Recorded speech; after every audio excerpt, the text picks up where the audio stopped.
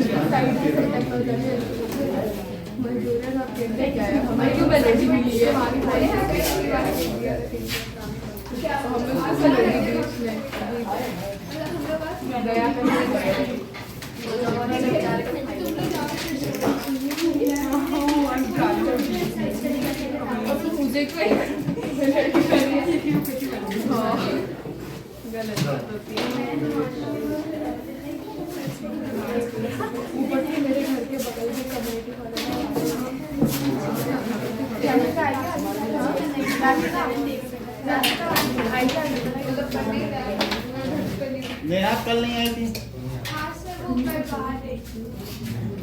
हमारे स्कूल में मिल रहा है क्या समोसा या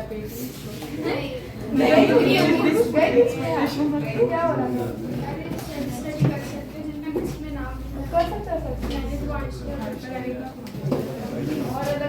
अपनी आप भी नहीं आई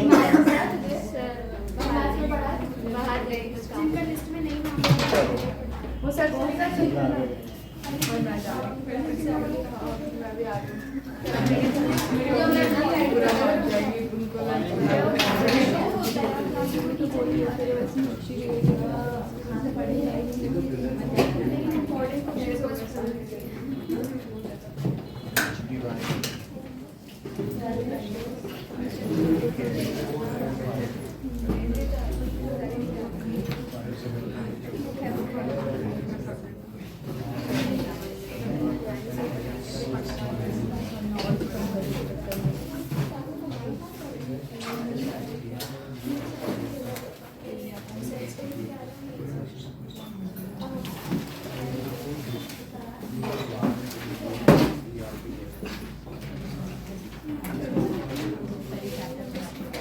तो इसका आंसर अगर अपनी बता देंगी सबसे पहले तो 5 रुपए का इनाम है और लोग भी करना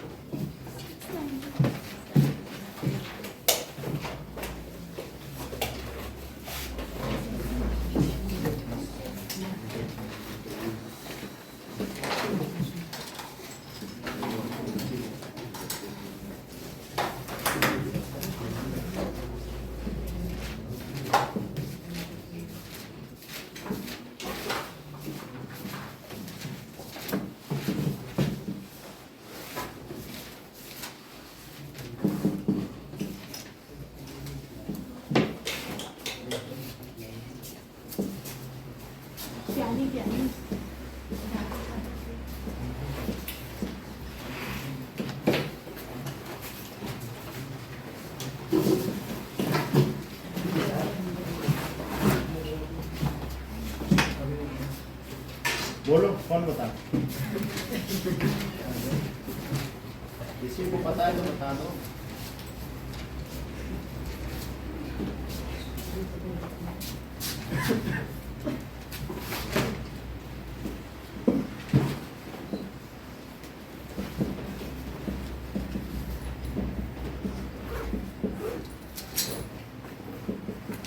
नहीं तो अभी तो बता ही देगी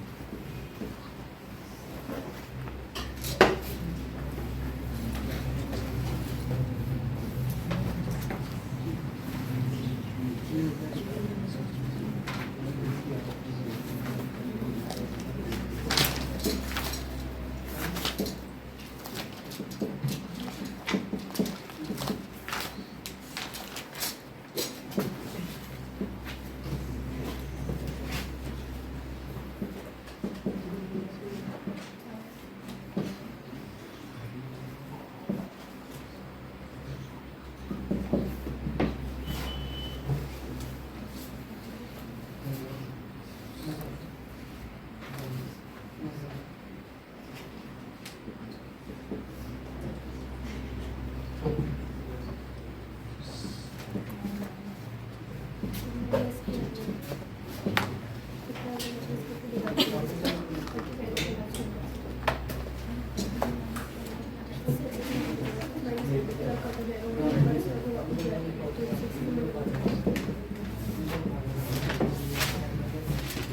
फर्स्ट का आंसर 63 है।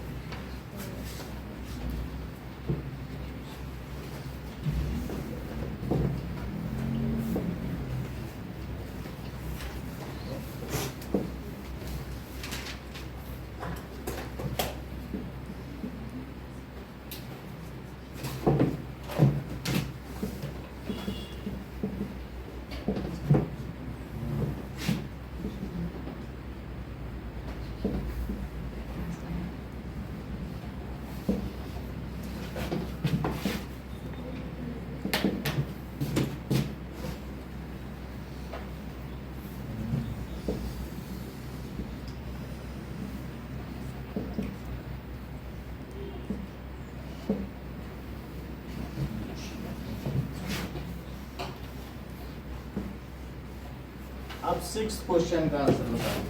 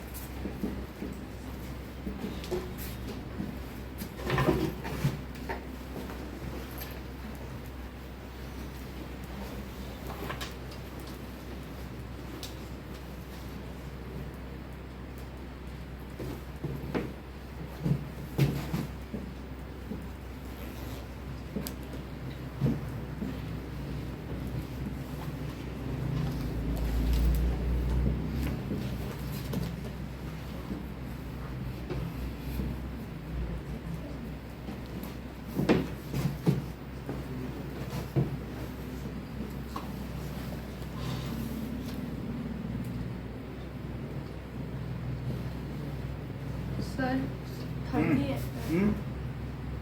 नहीं sir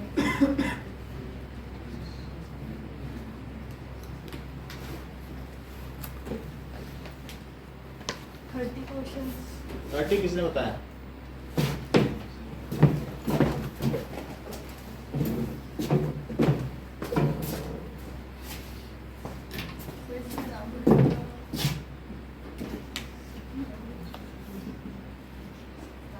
In a painting competition, a school child made national flag बनाया जिसका पेरीमीटर 50 सेंटीमीटर है.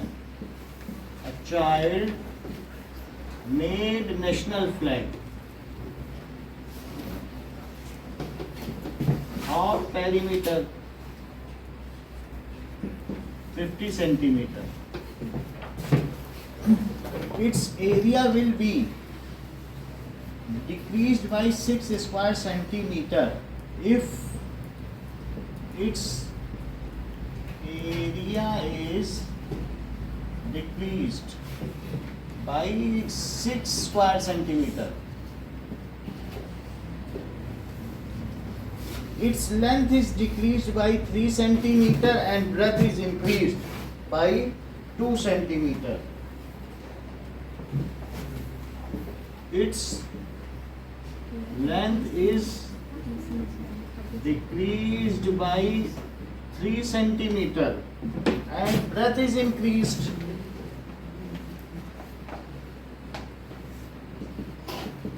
Increased by 2 centimeter.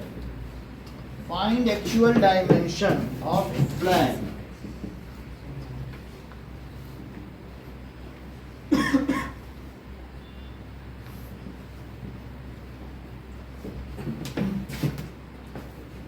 What does the saffron color signify?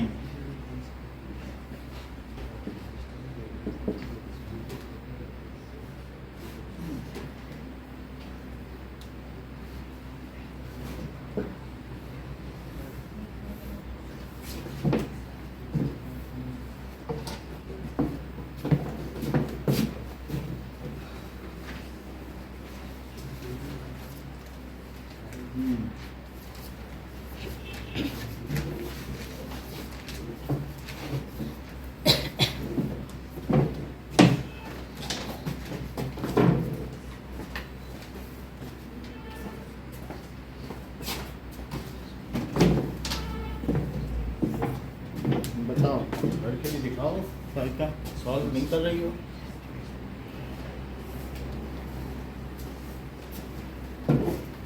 यानी फटाफट कर ले रहे हो तो बैठी हो।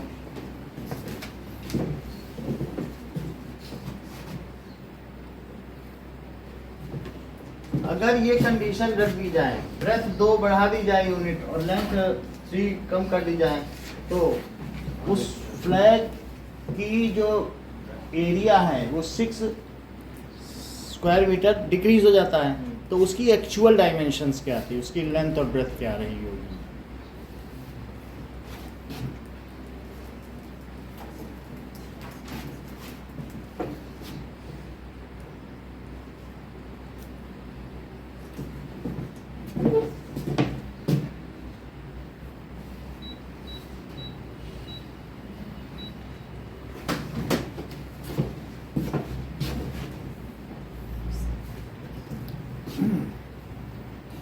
बाकी लोग देख लें कि ग्रेटेस्ट नंबर बताना है जो इन तीनों को विच डिवाइड दिस, और ये रिमाइंडर बच जाए, ठीक है?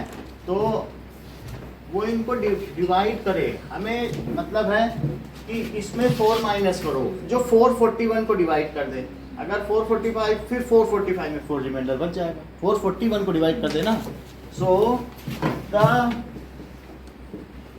नंबर्स which are divisible, हाँ सर लेंथ है 15 और ब्रेड्थ है 10। हाँ चलो देखो, the number which are divisible, इन्हें डिवाइड होना है। आर 445 -1 470 572 -5 and 699 बोलिए -4 करें तो दैट इज 441 और ये कितना हो जाएगा, 3 माइनस करो तो 567 और यहाँ पर 693। यही तो वे नंबर होंगे, क्योंकि अगर इसको डिवाइड करता है तो फिर जब इसमें डिवाइड करेंगे अपने आप 4 बच जाएगा। अगर इसको कोई नंबर पूरी तरह डिवाइड करता है, तुम 4 जोड़ दो तो 4 बच नहीं जाएगा। जो इसको पूरी तरह डिवाइड करेगा तो वही 5 जोड़ देना तो 5 बच जाएगा जो इसको। तो अब ये देखो, हमें ग्रेटेस्ट नंबर जो इन तीनों को डिवाइड करे, तो जब ग्रेटेस्ट नंबर विच डिवाइड, तो तुम क्या निकालोगी, LCM के HCF। तो इन तीनों का आप HCF निकाल लें 441। आप किन्हीं भी 2 नंबर को डिवाइड करना है 441, या फिर आप प्राइम फैक्टराइजेशन मेथड से भी निकाल सकते हैं। तो दैट इज किससे जाएगा, 11 से जाएगा, दैट इज 7 से 42, 7 से देख 7 6 जा 42, 7 3 जा 21, ये 9 हो गया 33। इसी तरीके से 567 किससे जाएगा, 7 से जाना चाहिए। फिर अब 3 से कर लो 27, फिर 6 9 3, ये भी 7 से चला जाएगा, 7 9 इज 63, तो फिर 3 से करते जाइए 33, फिर 11 से तो 3 और 8 3। तो इससे क्या पता चल जाता है, अगर आप ग्रुपिंग करेंगे तो क्या सिर्फ आएगा आपके हाथ में, क्या सब में 7 है और सब में 3 भी है, तो एक 7 और 2 3 लगेंगे हाथ में कि नहीं लगेंगे, लग जाएंगे। तो that is 441 is 7 into 7 into 3 into 3, 567, 7 into 3 into 3 into 3 into 3, and 693, that is 7 into 3 into 3 into 11। तो आपके पास this is prime factorization method करने का, तो क्या होगा, एक 3 ये हो गया और एक 3 ये हो गया। सो HCF ये भी लिखा करो, 441, 567 और 693, तो ये कितना हो गया, 7 into 3 into 3, तो 7 into 9 is 63। 63 is the desired number। If we divide 63 by these numbers, we will get the remainder। क्योंकि हम ये तो इससे तो पूरी तरीके से जा रहा है, लेकिन जोड़ दो, जितना जोड़ दोगे उतना बच जाएगा। अगर तुम 4 जोड़ती हो, 5 जोड़ती हो, 6 जोड़ोगी तो बच नहीं जाएगा, तो ये चीज़ बच जाएगी, ठीक है कि नहीं। अब नेक्स्ट क्वेश्चन देखो, कहा गया है P, let P is some integer and अगर प्रूव नहीं गिवन दैट होगा ना, if P is proved that, बोलो, हाँ, let P is prime number, if P is prime number है ही है, तो P तो given है ना, given that P is prime integer, तो अब हमें let it is rational, इसे क्या सोचना चाहिए, let P is rational number. अगर ये रेशनल नंबर है तो इसको किस में एक्सप्रेस किया जा सकता है, now P can be expressed as A by B। अब यहाँ P by Q तो नहीं लिख सकते हैं, where A and B are को prime integers and B is root P equals to A by B होगा ना, root P is equals to P is rational number, और हमें क्या बताया गया है, रूट P इज इरेशनल, तो रूट P इज रेशनल, तो हमने ये कर लिया, रूट P लिखो, रूट P, तो फिर रूट P को किस में एक्सप्रेस किया जा सकता है बताओ, where A and B are को prime and B is not equal to 0, squaring both side, तो बोलो P क्या हो जाएगा, A square by B square, तो A स्क्वायर किसके इक्वल हो जाएगा, बोलो P B स्क्वायर। A और B तो इंटीजर्स हैं, तो फिर इसलिए इसकी अगली लाइन क्या होगी अभिषेक, मैं बोलूं, बोलो। A square is divisible by P, then A So will P divides A square.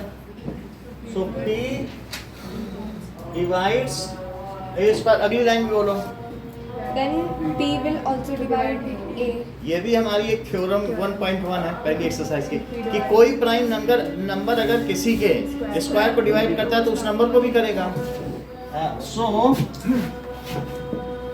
P divides A also। P अगर A स्क्वायर को डिवाइड कर रहा है तो वो उसके नंबर को भी डिवाइड करेगा। अब P डिवाइड्स A स्क्वायर, तो फिर A को हम किस में एक्सप्रेस कर सकते हैं, now A can be written as PC। K भी ले सकते हैं, P के ले लो, कुछ ले लो, क्या लेना चाहते हो, क्या लेना चाहते हो, तो P के, where K is also some integer, where A is some integer। Now तो फिर मुझे बताइए, अगर A ये हो गया, स्क्वायरिंग, अब ये फर्स्ट इक्वेशन मान लो, स्क्वायरिंग कर लो, तो A स्क्वायर क्या हो गया, P square K square.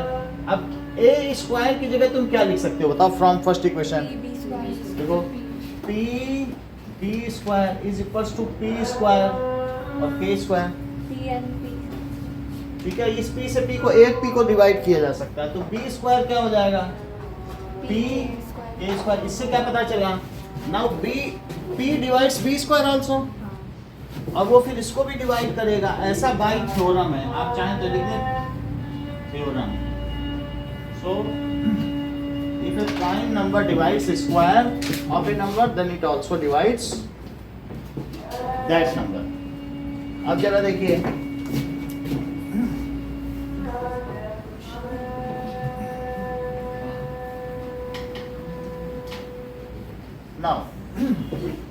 So P divides P square. अगला सेंटेंस बोलिए Divyangi. So P will also divide B. So P divides P also. ठीक है. अब ऐसा हो गया. From above we can conclude that P divides Both A and B. both A and B. ये ठीक है. स्क्वायर नहीं. Both A and B. from above we can conclude that P divides both A and B. हाँ सृष्टि आगे बोलिए. But A and B are co-prime. A and B यहाँ पर को प्राइम है. So but A and B are co-prime.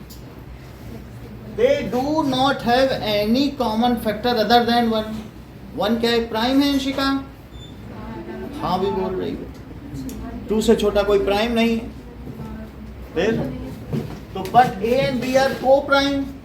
Co-prime है ना? So this is contradiction.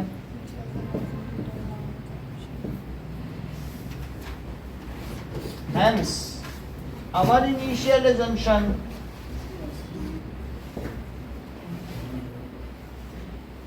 which has arisen due to our wrong assumption, ऐसा भी लिख सकते हैं, which has arisen due to our wrong assumption.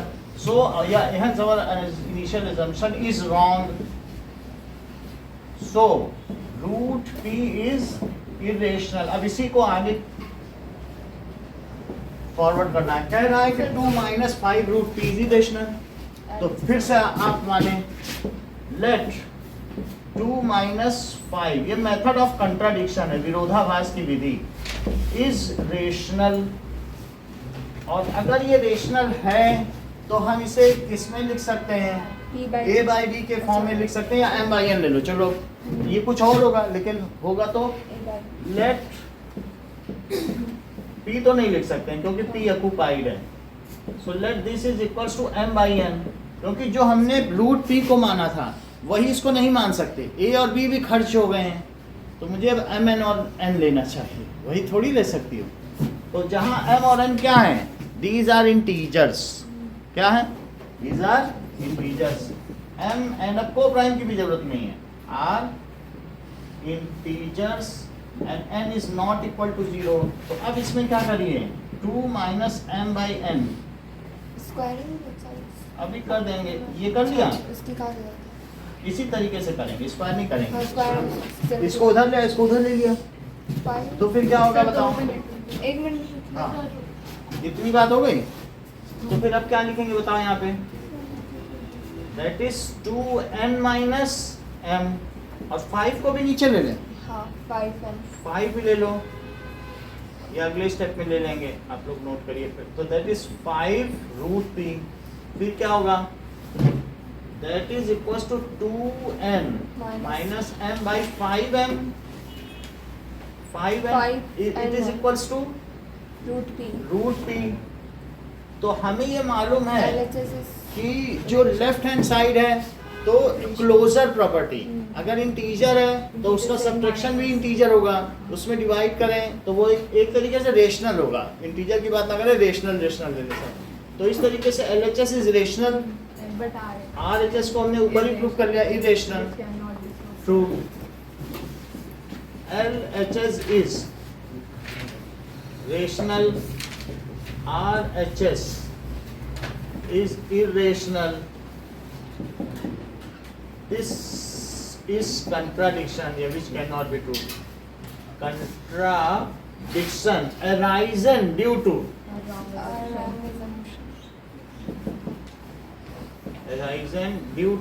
wrong assumption. Contradiction word जरूर लिखना, नहीं तो सब फेल हो जाएगा मामला. तो वो वर्ड है क्योंकि मेथड है ना कंट्राडिक्शन का. सो 2 minus 5 root p is irrational. इसलिए ये एक अपरिमेय संख्या हुई. अब अगला क्वेश्चन देखें. √3 plus √5. So let us see.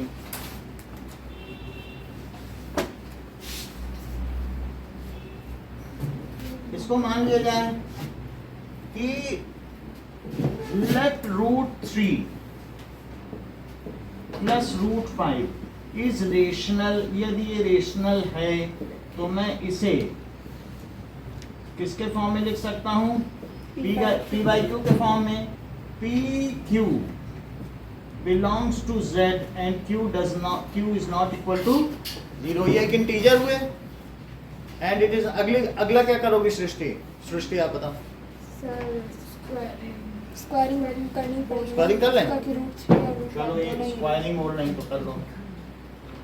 Squaring both side जरा करो तो √3 प्लस √5 का square is equal to p by q. इससे क्या होगा?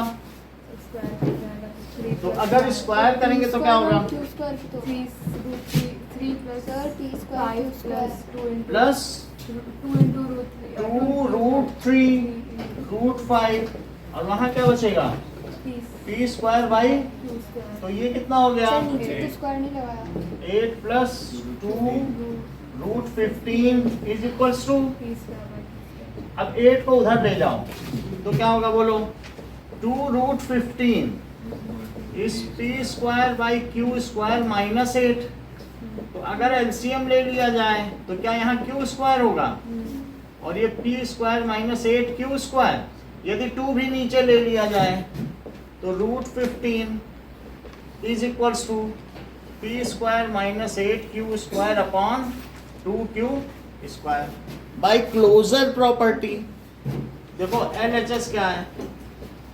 इज इरेशनल और RHS इज रेशनल. फिर इसके बाद सारी चीज लिख देना. सो क्या लिखा जाएगा? √3 प्लस √5 इज इरेशनल. यही बात हो गई सर ना? आपने यहाँ p स्क्वायर q स्क्वायर नहीं लिखा. कहाँ पे बताओ? नीचे इसमें लगाओ. ठीक है. बाकी तो स्टेटमेंट वही रहेगा.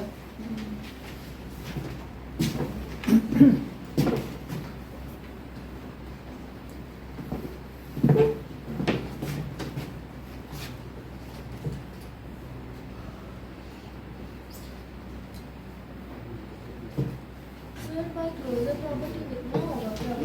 साइड में बाय क्लोजर प्रॉपर्टी कितना? वो लिख देना तो ठीक है. अब थोड़ा सा हम आपसे ये पिछले सवाल नहीं कराए हुए हैं. सिर्फ ऐसा पूछेंगे कि n को क्या रखोगी पिया में.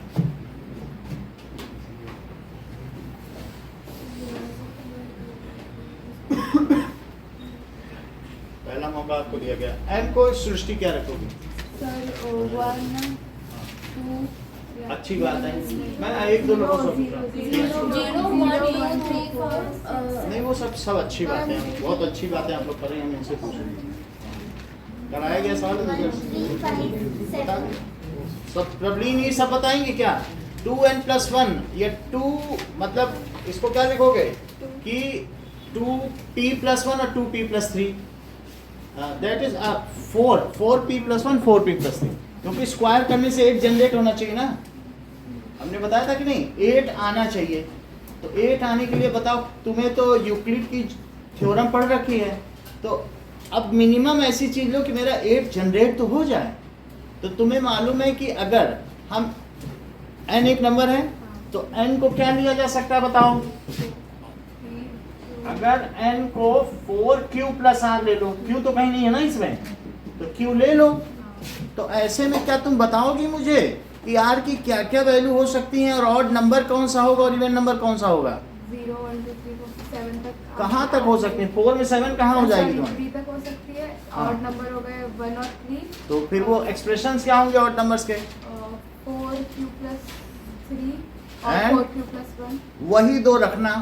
और रख देने के बाद जब इसमें रखोगी 4q + 1 और 4q + 3 फिर उसका स्क्वायर करना और -1 करना. ऐसा करने से दोनों में ही 8 जनरेट हो जाएगा. बाकी चीज़ को m लिख देना. तो इससे तुम्हें पता चल जाएगा यस, बोलो, बात समझ में आई? कोई बात नहीं, आप समझ गए? कहाँ तक कर लिया है?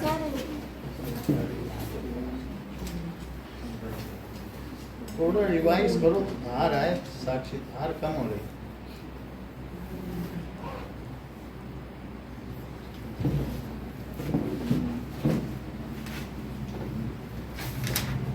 चलिए, सो फोर्थ क्वेश्चन देखें।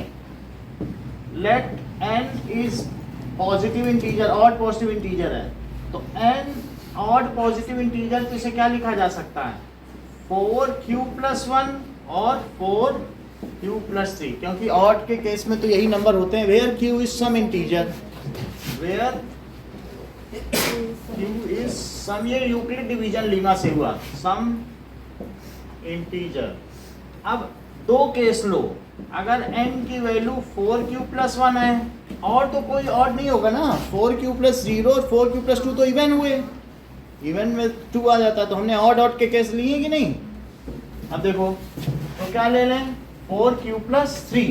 अब n² -1 कितना हुआ, जरा सोचो। 4q + 1 का स्क्वायर माइनस तो ये कितना हो गया, बोलिए? 16 +1 +1 + 8q -1, तो 1 और ये 1 कट गए, तो कितना आ गया बताओ? 4 कॉमन है, 16।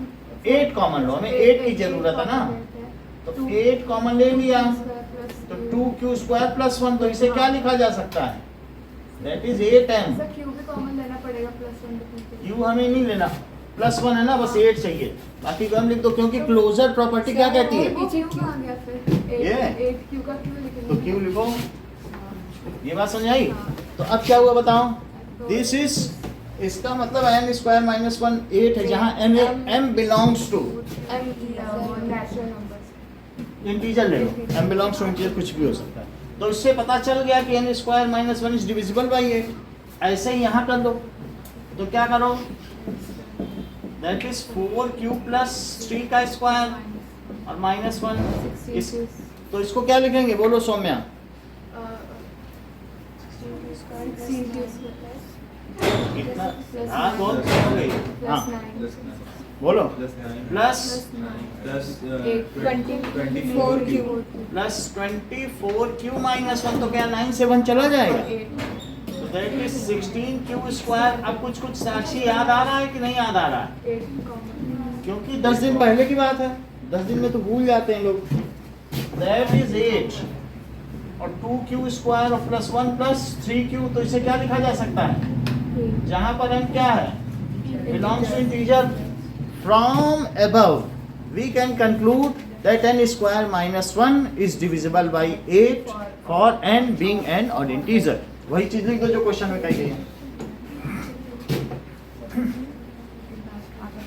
So from above it can be concluded that n² -1 is divisible by 8 और n। यानी सेंटेंस पूरा करो। For m² - ये सेंटेंस ही पूरा नहीं कर पा रहे। हाँ बोलो, for n² -1 चलो आप n बताओ। is odd and हाँ ये समझ ही नहीं पाई क्वेश्चन ही, तो positive integer। सवाल का हल कैसे समझेंगे? इनका इंटरेस्ट बस घर में ऑनलाइन पढ़ने में है, फिर चाहे समझ में आए चाहे ना आए। अब देखो 5th क्वेश्चन, 5th को पियानी से पूछे जरा, कैसे करेंगे? हो सकता है बता।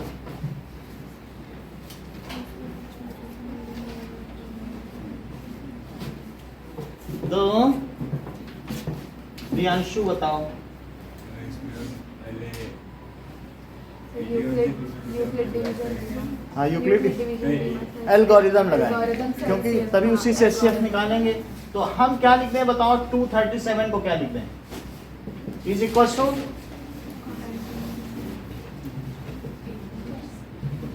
डिवाइड कर लो, 37 81 दैट इज 81 और 237 162। तो ये 5 आ गया और ये 13 से क्या आएगा बोलो, तो 81 किया तो कितना आया, तो ये 6 आ गया तो 75 लिखा तो कितना आया, यहाँ क्या लिखे पियानी,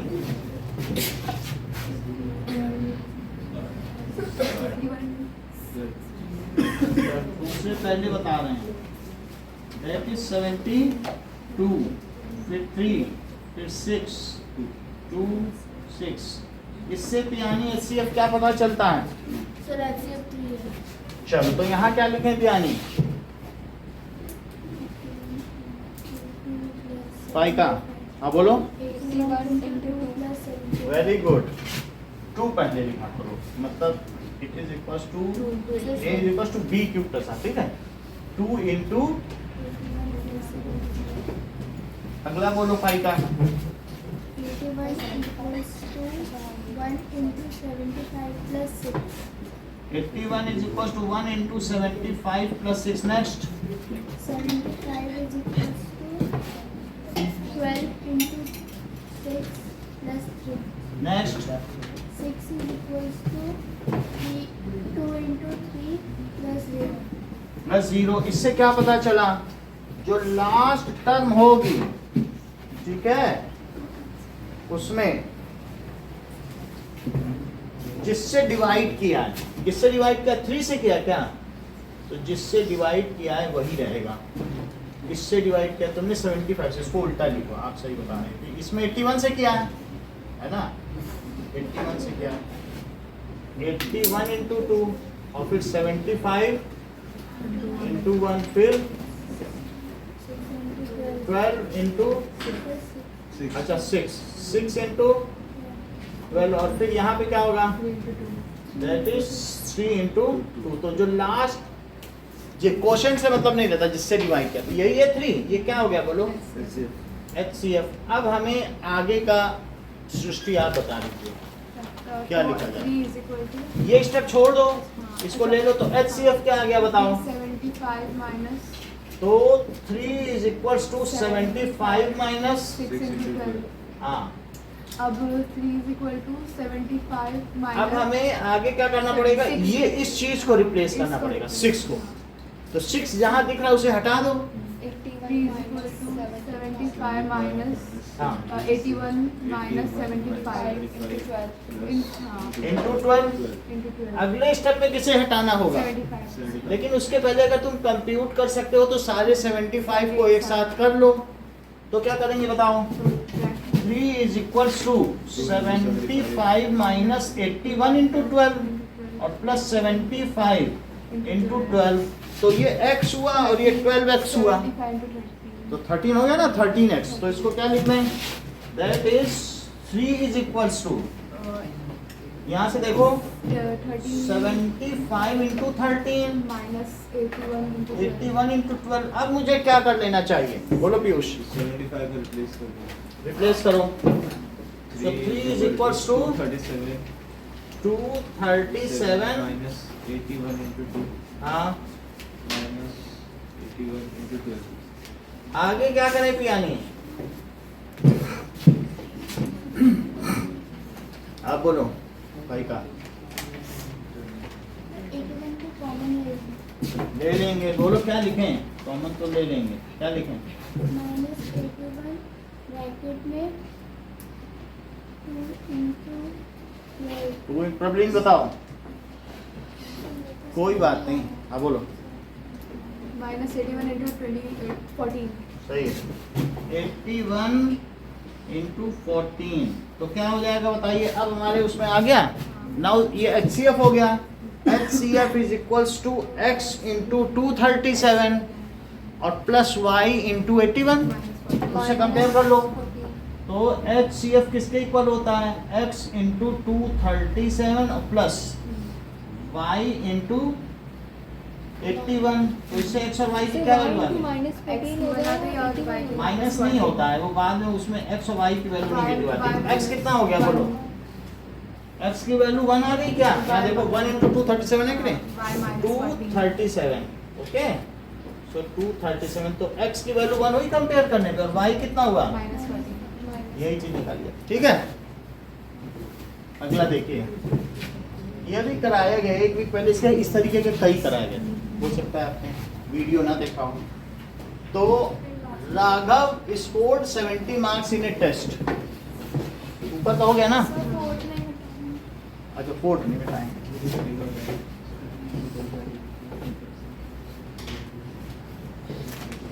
चलो 6th क्वेश्चन, राघव 70 मार्क्स उसने पाए हैं। Let he has done x correct answers, attempted x correct answers and y wrong answers. Let there are x plus y questions. He has attempted x right answers and y wrong answers. तो फिर अभिषेक पहली question क्या बनेगी? अगर उसने x सही किए हैं और मार्किंग स्कीम क्या है कि 4 नंबर सही में दिए गए हैं और गलत में 1 काटा गया है, तो बोलो फर्स्ट इक्वेशन क्या बनेगी? चलो यश आप बताओ। 4x minus हाँ y. 4x, तो 4 हर एक सही में उसको 4 नंबर दिए गए और काटे कितने गए होंगे? -1 into y, क्योंकि जितने गलत होंगे उसमें 1 से मल्टीप्लाई कर दो। अब ऐसे दिखाना चाहिए क्योंकि अगले में फिर वो 2 भी डिटेक्ट कर रहा है, तो फिर 2y नहीं करेंगे। और इससे कितने नंबर बन गए उसके बोलो? 70। और अगर नई मार्किंग स्कीम उसने कहा सर ऐसी मार्किंग स्कीम लगाओ इससे मुझे फायदा होगा, वो चीटर है। इसका मतलब है कि वो उसने किस चीज का वायलेशन किया? उसने नैतिकता का हनन कर डाला। ये बात है कि नहीं? यहाँ पर अगला वाला क्या होगा बोलो? 5x minus 2y। माइनस का मतलब ये निगेटिव मार्किंग है। तो तुमने इतने किए और फिर वो कहेगा हमने 10 गलत भी किए, उसके भी तो 10 नंबर लाओ। अच्छा तुम चाहते हो काटो इसके 10 नंबर, मैंने भी तो यही क्वेश्चन बनाया था, है ना? जैसा अभिषेक ने कहा नहीं सर जोड़ दो, वो भला आदमी है, हमने जब पर्सनली जानते हैं उसको, पर्सनली थोड़ी चलता वहाँ कि गलत के भी तो कुछ तो दे दो, देना नहीं है, उसको सजा देनी चाहिए। तो कितना हो गया बोलो? This implies 4x minus y is equals to 70। और इससे क्या पता चलता है? 5x minus 2y। अब मुझे फर्स्ट इक्वेशन में किससे मल्टीप्लाई कर देना चाहिए? ये थोड़ा सा बड़ा बना देना, ये मल्टीप्लाई लिख देना, मल्टीप्लाई इक्वेशन 1/2, ठीक है? अब देखो इसमें क्या होगा फिर? Elimination method, that is 8x minus 2y is equals to 140। उन्मूलन विधि के द्वारा इसका हल करने पर 5x minus 2y it is 80। Subtract कर दो क्योंकि सेम साइन है, तो क्या होगा? ये कट गया, यहाँ क्या बचेगा?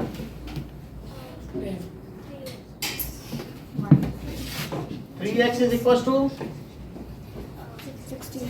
तो x क्या आ गया? x 20 आ गया। किसी एक में डालो तो y क्या आ गया? मान लो पहले में डाल दिया, ठीक है? तो 4x minus y 70 है और तुमने 4 into 20 डाल दिया, तो इससे y क्या आ जाएगा? 80 minus 70 it is equals to y। तो ये कितना बचा? 10। तो क्या पीयूष ने यही आंसर दिया था? समय ने दिया था, सही है।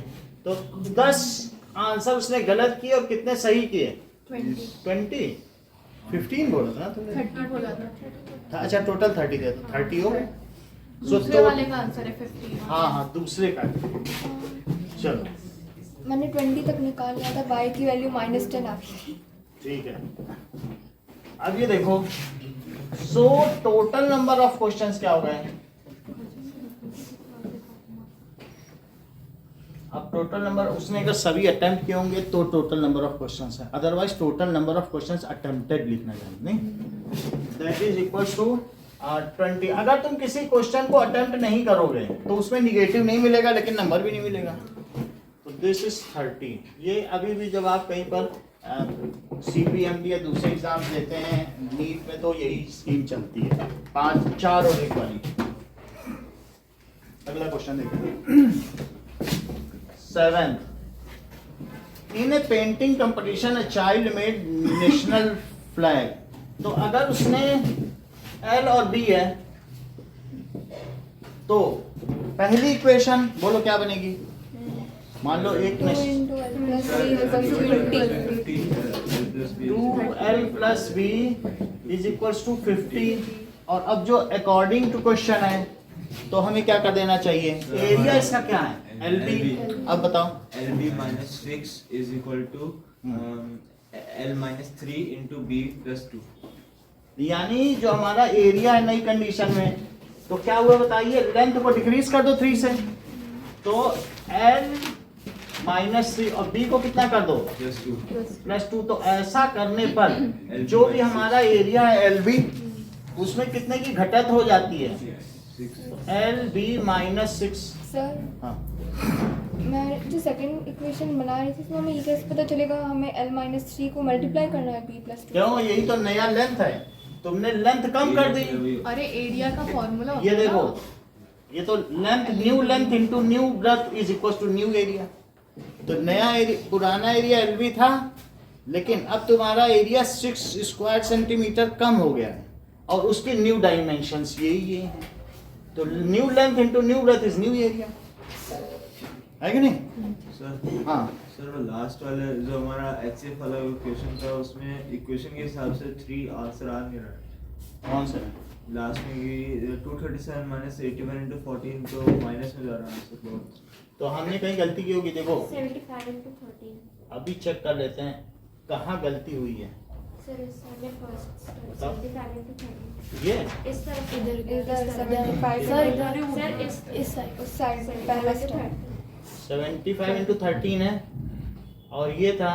तो अब हमने इसके बाद क्या किया? 75 को क्या रखा है? 237 minus 81 और वो उसके आगे 13 तो लगाया ही नहीं ना। ये काम आपको करना है। मैंने 75 की वैल्यू रखी, लेकिन इंटू 13 नहीं लगाया। अब जरा इसमें मल्टीप्लाई तो करो, तो क्या होगा बताओ? इसमें क्या हो जाएगा? 13 इंटू 13, और यहाँ क्या क्या आएगा बताइए? 13 2 ज़ा 26। तो फिर क्या लिखते हैं बताओ? 81 इंटू 26 और माइनस 81 इंटू 12। नाउ 12 ये चीज है। 13 दूनी 26, यही हो गया। अब इससे क्या हो जाएगा? Sir 81 into 237 into 13 minus 81 into 38 39 आना चाहिए। 30 मुझे जहाँ तक दिमाग में, फिर भी मैं चेक करता हूँ। 26 अच्छा, मैं चेक कर लेता हाँ हूँ। सर बाकी चेक करेंगे तो x की वैल्यू क्या आ गई? 13, और ये माइनस 38 ना।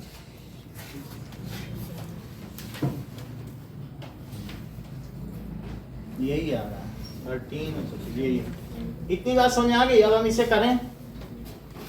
सो सेकंड इक्वेशन में डिस्ट्रीब्यूटिव लगाओ, distribution of multiplication over addition. L का मल्टीप्लाई करो, तो L का B+2 में करो, और -3 का भी B+2 में। तो वहाँ LB -6 जरा करिए।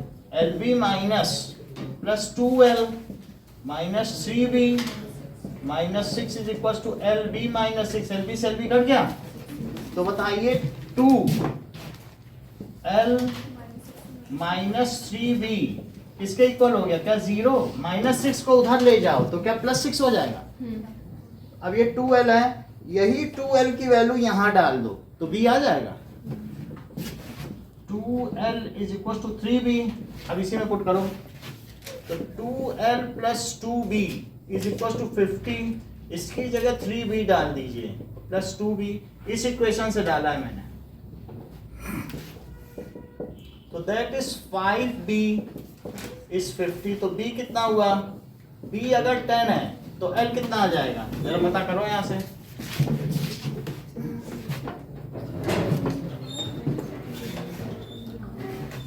तो L कितना हो जाएगा? 3B/2। तो दिस इज 3 × 10/2। तो क्या 15 आ गया? ऐसा ही पीयूष ने बताया था।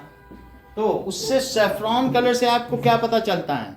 It symbolises valour. ये वीरता का प्रतीक है, जो हमारे बलिदान का प्रतीक है। तो सेफ्रॉन कलर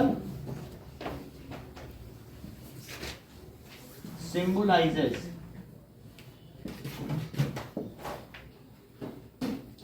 valor.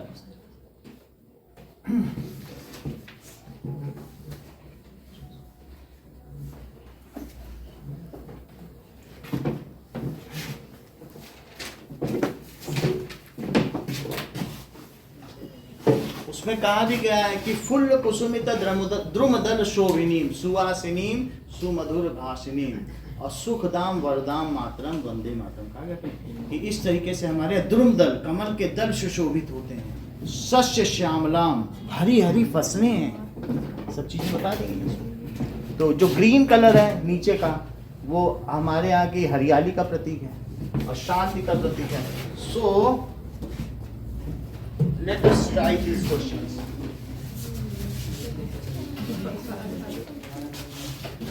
अरे यार पूरी रेस के फैक्टर्स निकालना है, उसके बाद फैक्टर की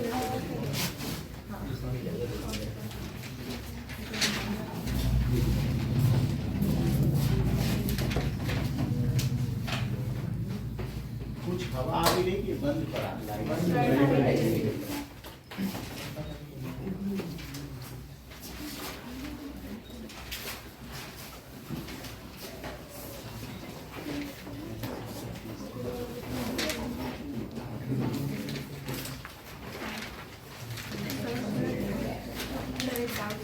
हाँ पूछ लो इससे संबंधित कुछ भी हो पूछो बताएंगे।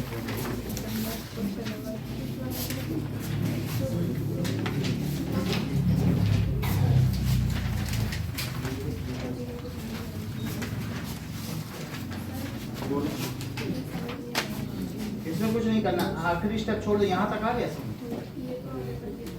तो इसमें क्या ये स्टेप छोड़ दी, जो ये स्टेप है इसका जो लास्ट है वही HCF होता है या इसका इधर वाला। तो इस 3 को 3 तुम्हें सिर्फ 3 को एक्सप्रेस करोगे तो 3 को कैसे एक्सप्रेस करोगे 75 - 6 × 12। फिर इस 6 को एक्सप्रेस कर दो, इसमें जो 6 पाया गया उसको एलिमिनेट करो।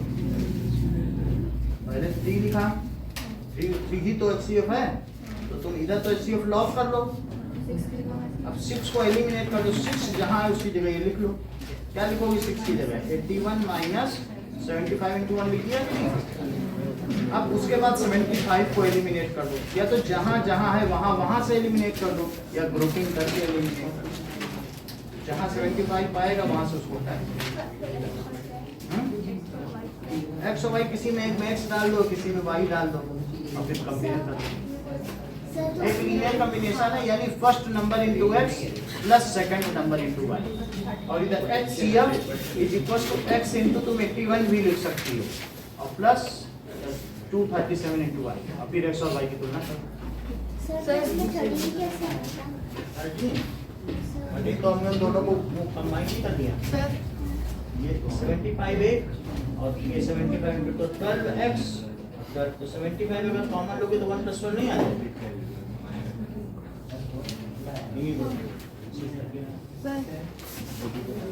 इधर 4Q के लिए 4Q तुम ऐसे 2Q + 0 2Q + 1 भी ले सकती हो, लेकिन अगर उसका स्क्वायर करोगे तो 8 जनरेट नहीं होगा। तुम 8 भी ले सकती हो, लेकिन 8 में इतने सारे केस बन जाएंगे तुम उस वीडियो में खो जाओगी। तो हमें मिनिमम भी लेना, हमारी मेहनत बचे। सवाल गलत नहीं होता है, लेकिन मिनिमम से मिनिमम लो, रिक्वायर्ड भी आता है। चलो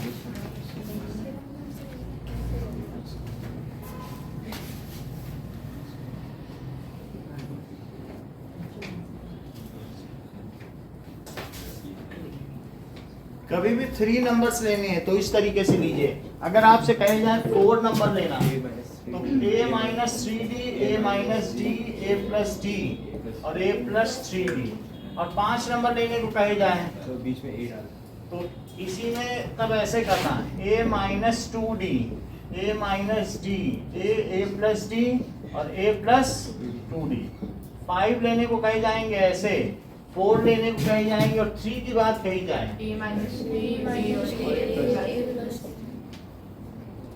AP में ये नंबर्स हैं सारे। सेकंड वाले में 2D का कॉमन डिफरेंस है नहीं, 4 डिजिट अगर 4 नंबर एपी में लेने को कहे जाएंगे तो कैसे लोगे?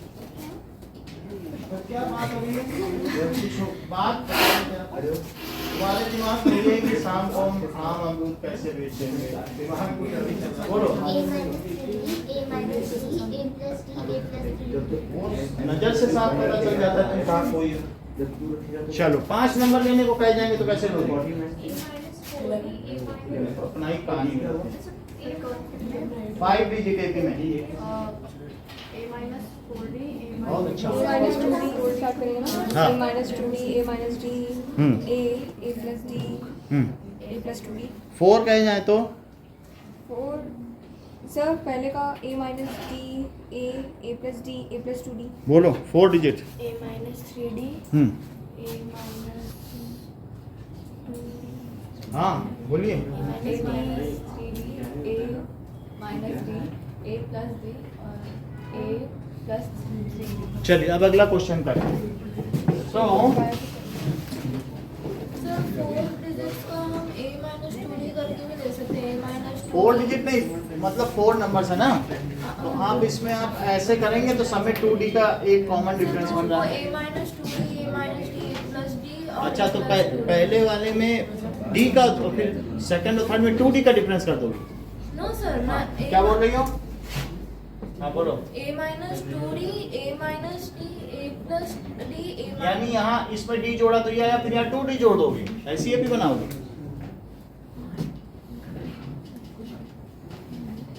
बताओ। सर उसमें वो उसमें यहाँ D जोड़ा तो ये आया, सर ऊपर वाले का 2 का डिफरेंस रहेगा तो यहाँ 2D का डिफरेंस है और सब कटने के बाद अगर सबका सम किया जाए तो D कट भी जाता है। यहाँ कटा था कि नहीं? बीच में A डाल दिया तो ए डाल दिया तो कटेगा ही नहीं। तुम अननोन हटाना भी तो चाहती हो सम करके, नहीं तो फिर तुम्हारे दोनों तुम्हें प्रिवेल करते रहेंगे, बाद में वो चीज़ सही नहीं है ना। हमको ये भी करना है कि हटाना है, वो सम भी दिया रहेगा तो डी खत्म हो जाएगा तुरंत। नहीं 2D रखोगी तभी तो होगा। तुम ऐसे कह रही हो कि सर A minus 2D ले ले, A minus D ले ले और A plus D ले ले, D का डिफरेंस भी है, लेकिन ऐड करने पे क्या खत्म होगा? नहीं खत्म होगा। ये -3D और D खत्म हो जाएगा क्या? नहीं हो सकता ना।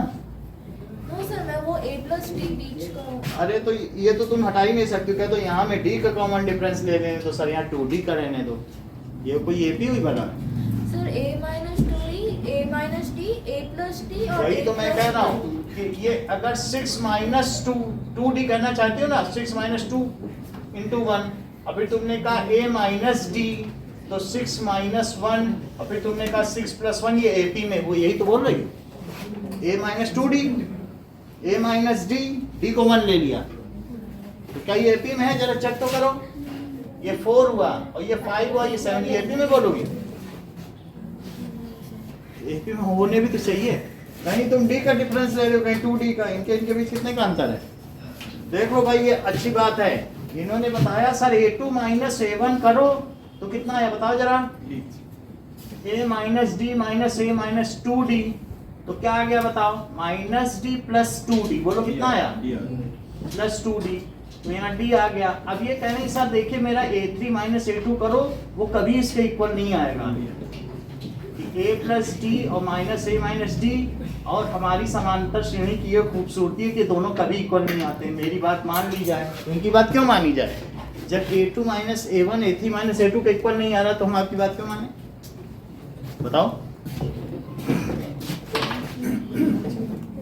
या तो आप हमारी बात मानो तब हम आपकी भी बात मानेंगे। ठीक है। नाउ नेक्स्ट क्वेश्चन देखिए। फर्स्ट क्वेश्चन क्या कह रहा है? Sum of 3 terms of AP is 12।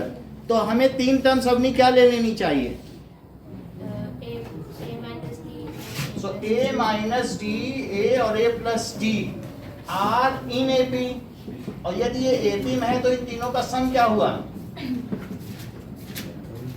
12 है। तो क्या इससे D कट गया? D हमें काटना भी होता है ना। तो फिर बोलो 3A कितना आया? 12। तो A कितना आ गया?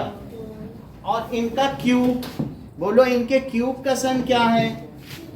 A minus D का क्यूब प्लस A का क्यूब और फिर क्या है? A प्लस ये 288 है। ठीक है। इसका आंसर किसने दिया था? 246। आप ही नहीं दिया था क्लास पहले वाले मैंने दी। चलो तो a की जगह 4 रख दो, तो 4 माइनस डी का क्यूब और प्लस 4 का क्यूब, 4 प्लस डी का क्यूब दैट इज 288। तो 4 माइनस डी का क्यूब और प्लस 4 प्लस डी का क्यूब दैट इज 288 में से 64 माइनस करो तो कितना हो जाएगा? 226 आ गया, 224 आ गया। अब इसको क्यूब करो, a cube plus b cube क्या होगा? That is a cube minus b cube और माइनस 3ab, ठीक है, 3ab हो गया। और फिर क्या लिखा जाएगा? a माइनस डी, बोलो इतनी बात सही है? और इसे क्या लिखा जा सकता है? a cube plus b cube और plus 3ab, 3 into 4 into d और a प्लस d, और इसकी वैल्यू अभी कितनी आई है? 224 आ गई। अब 224 है, लेट अस सॉल्व इट। तो हमारे पास 64 प्लस 64 और है जिसको उधर ले जाओ, डिजिट्स को सबको उधर ले जाओ। और डी क्यूब कट गया क्या? डी क्यूब कट गया, तो क्या क्या बच रहा है? यहां से देखो माइनस 12d और 4 माइनस डी और प्लस 12d, 4 प्लस डी। तो 224 में से अंशिका कितना सब्ट्रैक्ट किया जाए? 128। तो 128 सब्ट्रैक्ट करेंगे तो कितना बचेगा? 6। ठीक है, इतना तो चलेगा। 12d अगर मैं इसमें कॉमन ले लूं तो अंदर क्या बचेगा बोलो? क्या -4 प्लस डी? तो -4 प्लस डी और इसमें क्या बचेगा? +4 प्लस डी। तो क्या चीज कट गई? और अभी कितना आ गया बताओ?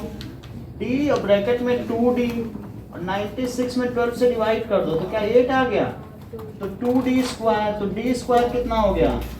8/2। तो d स्क्वायर अगर 4 है तो d कितना हुआ? +-2, जबकि a पहले ही आ चुका है। a की वैल्यू कितनी आई होगी? a की वैल्यू 4 आई है, 1 नहीं आई है, 4 है ना। तो अब 4 है और अगर हम 2 जोड़ते चले जाएं तो मेरी 3 AP कौन कौन सी बनी बताओ? यदि a 4 है और d 2 है और यदि a 4 है और d -2 है तो 3 टर्म्स थी, एक a माइनस डी थी और एक a थी और एक a प्लस डी। तो 4 -2, 4 और 4 प्लस 2, तो कौन सी AP बनी? 2, 4, 6। और यहाँ कौन सी बनी? दोनों ही आंसर लिखने होते हैं। तो a minus d, a plus D, that is 4 -2 और 4 प्लस -2 दैट इज 2। तो हमारी 2 AP कौन कौन सी हैं सुप्रिया? अवनी, एक 2, 4, 6 है और दूसरी क्या है? अगर 2, 4, 6 हमारी एक AP है तो बोलो इनके क्यूब का सम क्या होगा? तुम तो कुछ बताते ही आगे नहीं तक चलेगी या stop? 2, 4, 6 के क्यूब का सम क्या होगा? बता दिया, क्वेश्चन पूछ रहा हूँ, कोई मैं तुमसे सॉल्व थोड़ी कराना हूँ। मतलब ये पूछ रहा हूँ कि सवाल भी मालूम है कि सिर्फ हल ही हल देख रही हो। So desired AP is 2, 4, 6 और 6, 4, 2। बोलो बात समझ में आ गई? Angles of triangles are in AP। Angles, तो अगर हमारे पास 3 एंगल्स हैं and these are in AP, ये देखो, लेट सेकंड क्वेश्चन देखिए। सेकंड क्वेश्चन में a माइनस डी, a और a plus d are 3 angles. तो दिव्यांगी इन तीनों का मैं सम क्या लिखूं?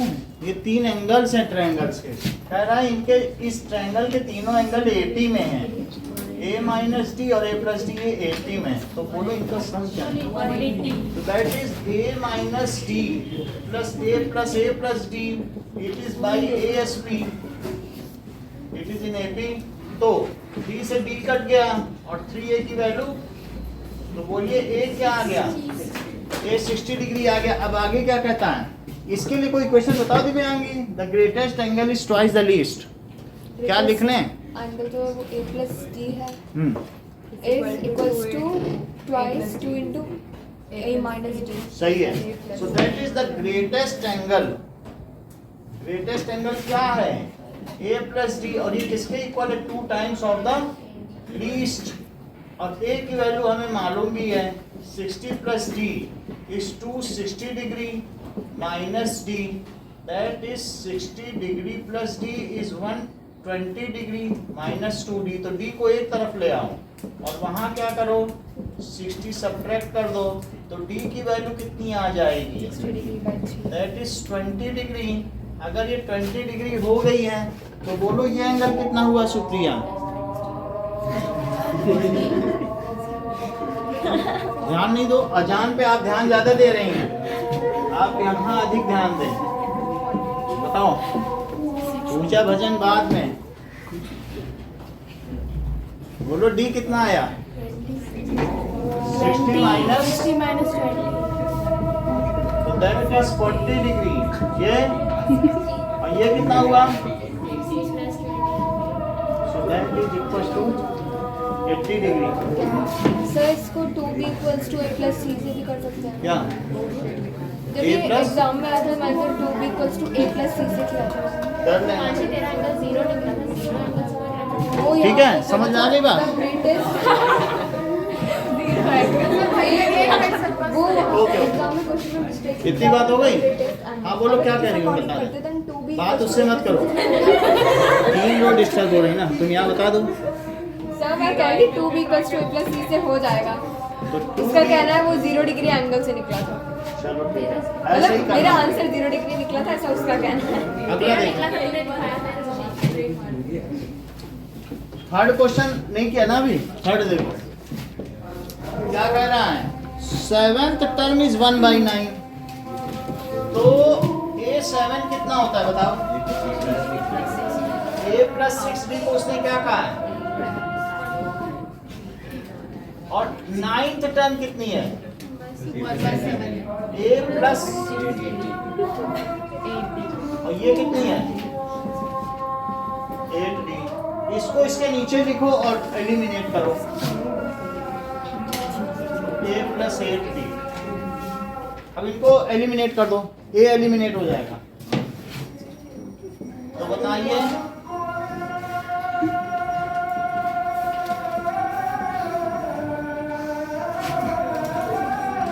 दिस इज 63, तो यहाँ कितना आ जाएगा, 7 minus 9 is minus 2D। देखिए -2 by 63 is equal to -2D। -2 cut गया क्या, तो 1/63 क्या आ गया, इसको कट कर लो, D की वैल्यू आ गई।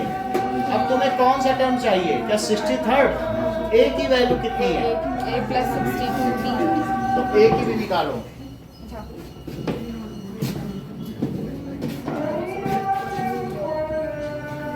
चलो, A plus 6D is 1/9। A plus 6 into 1/63 is 1/9। तो A की वैल्यू कितनी हो गई, 63। तो यहाँ से कितना आ जाएगा, 7 minus 6, so A is 1/63। अब तुम्हें कौन सी टर्म चाहिए, A63 का क्या फार्मूला है, A plus 62D। तो एक बार वहाँ n-1D जरूर लिख देना, उसके नंबर हैं, और यहाँ AN लिख देना। ये चीज कहीं ना कहीं जरूर दिखाना, उसके नंबर होंगे। तो A63 it is equals to 1/63 plus 63 minus 1 into 1/63। तो इसे लिखो 1/63 प्लस 63/63, इसमें मल्टीप्लाई कर दो, और -1/63, इसको कट कर दो। इसको खोल लिया मैंने, खोलने पर एक बार 63 इंटू 1/63 और -1/63, वो इससे कट के कितना आंसर आ गया? तो इसकी 63rd टर्म 1 हो जाएगी, जैसा कि हमको इसके बारे में पीयूष शिरवी ने बताया। नहीं, किसने बताया? तुमने कौन सा आंसर दिया था? अच्छा हाँ, ये 6 पे पीयूष का पेटेंट है, लेकिन पीयूष ही बताते हैं, चाहे आगे कुछ भी लगाते हैं। चलो हम आगे देखें। ये हो गया।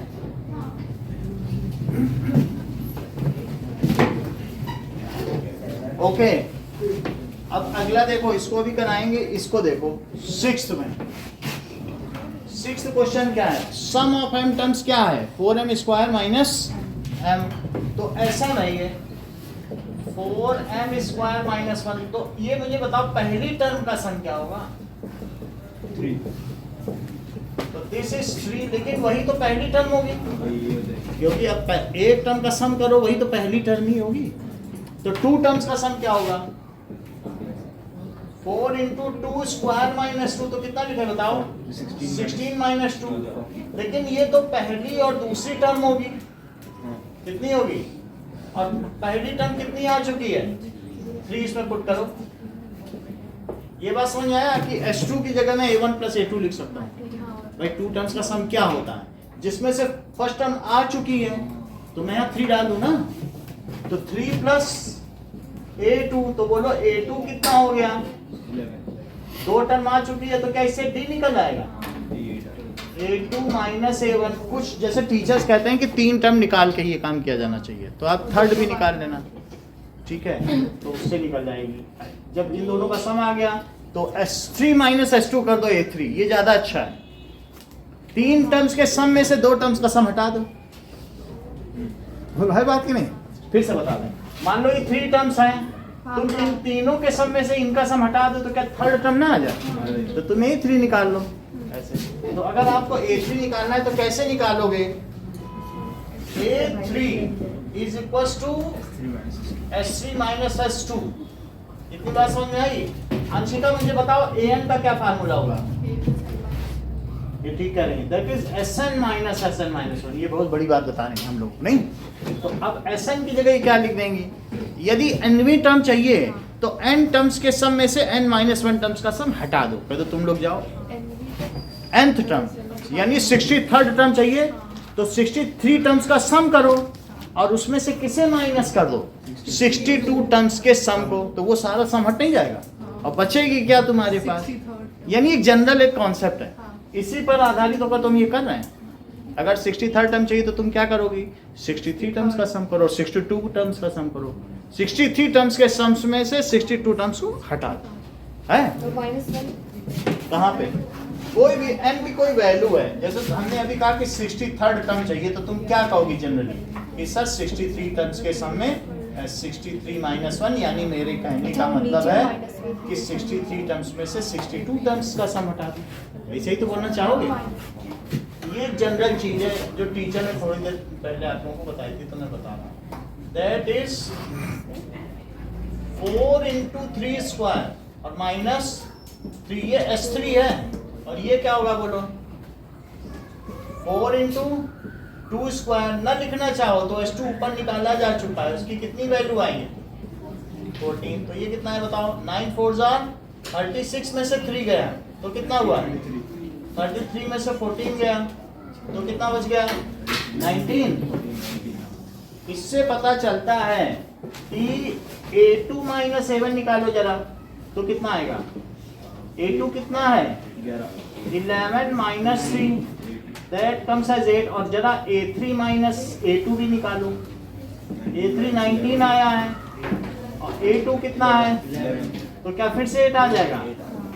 चूंकि ये दोनों इक्वल हैं, सो द गिवन, इससे क्या पता चलता है? As A2 minus A1 is equal to A3 minus A2, so given progression is in AP। तो दी गई श्रेणी एक समांतर श्रेणी है, जो दिया गया प्रोग्रेशन है वो क्या है? AP। हमने दिखा दिया कि AP है।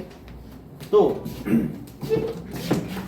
अब अगर ये AP है तो हमें क्या चीज चाहिए बताइए? 3 टर्म, nth टर्म है ये जनरल है, आपको ज़्यादा नहीं है तो इतना ही कर लो, फिर भी आप 4 में से 2 पा ही जाओगे, आप ज़्यादा स्ट्रेस मत लो। यहाँ तक समझ आ गई हेठो, इसी से डी निकाल लो, क्योंकि भागते भूत की तो लंगोटी भी भली। जो भी हाथ आ जाए, कहा जाता है कि नहीं। तो अब इस तरीके से an कितना दिया है, a plus n minus 1d, और an की वैल्यू कितनी है 107, और a कितना 3 plus n minus 1 into d 8, तो 104 इज n माइनस 1 इंटू 8, तो 104/8 कितना हो गया, 8 से डिवाइड करो, 8 1 is 8, 13, n is equals to 14. सही है। तो इससे n की वैल्यू कितनी आ गई 14, जो कि हम सभी को पीयूष ने बताई। ओके, अब 7th क्वेश्चन एक और कर लें, फिर 5th रखेंगे अगली क्लास के लिए, बट 7th कर लेते हैं। चलो, S7 7 में सम ऑफ 7 टर्म्स कितनी है, क्या ये 7/2 होती है, और 2a और प्लस 7 माइनस 1d, यही तो होगी 7 टर्म्स का सम। देख लो, n/2 2a plus n minus 1d होगी, कितनी दी है इसकी value 119 is equal to 7/2 2a plus 6d। ये 2 यहाँ ले जाओ, 7 नीचे ले जाओ, या फिर 2 कॉमन लेके 2 से कट भी कर सकते हो, ये भी सुविधा है। तो 119/7 कर दो, और इसमें से ऊपर से जरा 2 तो कॉमन लो, क्या बचेगा a प्लस 3d, और नीचे 2, तो 2 से 2 कट गया, तो a प्लस 3d की वैल्यू क्या आई 14 आई, 14 is equal to a plus 3d। 17 बता रहे, 17 देखो ये सही बताते हैं वैसे। चलो नेहा, अगला क्या करें, पता ही नहीं रही। अरे तुम तेज हो गई हो। S17 इज इक्वल टू 17/2 और 2a प्लस 17 माइनस 1d, कितनी वैल्यू है 714 इज इक्वल टू, अब इसी के नीचे बाद में डाल देना, so this is 2a plus 16d, इसमें से भी 2 कॉमन कुछ कट जाएगा क्या, तो 2 कॉमन ले लीजिए, a प्लस 8d। नाउ अब देखो 17 का टेबल पढ़िए, 17 4 जा 60 है, 17 4 जा 68, फिर 334, तो 2 आ गया। 42 is equal to a plus 8d, इसी के नीचे लिखो 17 is equal to a plus 3d, subtract कर दो, तो बोलो ये कट गया, तो 5d कितना आया 25 इज इक्वल टू 5d, तो d कितना आ गया, यदि d 5 आ गया है तो a कितना आया, निकाल लिया आपने ना, a plus 3d is equal to 17, a plus 3 into 5 is equal to 17, so a is equal to 2 आ गया। अभी क्वेश्चन में तो सम ऑफ n टर्म्स हम निकालें, सम ऑफ n टर्म a और d आ गया है, n की जगह n ही रहने दो, तो हमारा एक फार्मूला वो पूछ रहा है n टर्म्स का फार्मूला, तो Sn का क्या फार्मूला होता है, ठीक है। अब इसी में वैल्यू डालो, a की भी वैल्यू डालो और d की भी डालो, n/2 2 इंटू, देखो ये a की वैल्यू 2 आई, और n माइनस 1 और d कितना आ गया 5, तो n/2 और 4 प्लस 5n माइनस 5, तो एकलव्य क्या हो गया ये 5n plus 5, sorry minus 1, that is n/2, 5n minus इतना ही रखिए। एक सवाल बचा, कल कराएंगे।